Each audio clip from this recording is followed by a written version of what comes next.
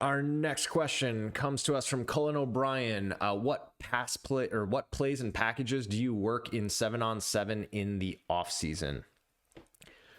I'm going to assume by 7-on-7, this is in a state where it's frequent for schools to scrimmage 7-on-7 against each other. Here in Illinois, that doesn't happen as frequently. We have done it a few times, but obviously as a flexbone offense,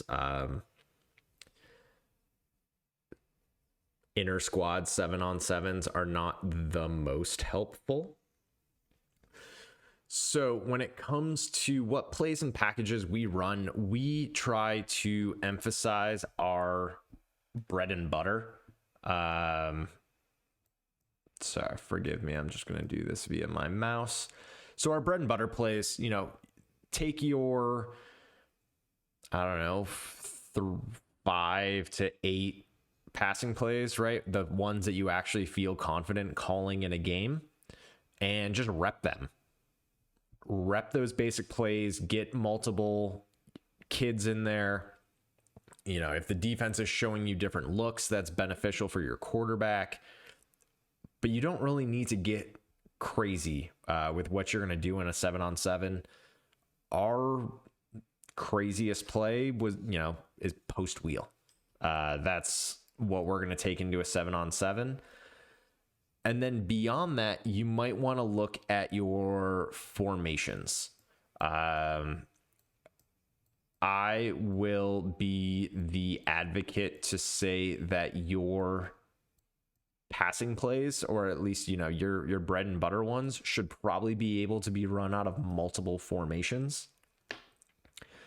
So, for example, if we go, I'm not going to draw out the full offense, but if we were to go trips, right, your A-back should know what their rules. I'm also right-handed, so all of these formations are going to the right. I hope that's all right. When we run trips, our middle A-back, right, the one that is on the opposite side of the formation, his job is to run the same route as the receiver. So if you ever get in a situation where someone's confused, the kid doesn't know what to do, all he has to do is turn to the wide receiver and say, hey, what are you running?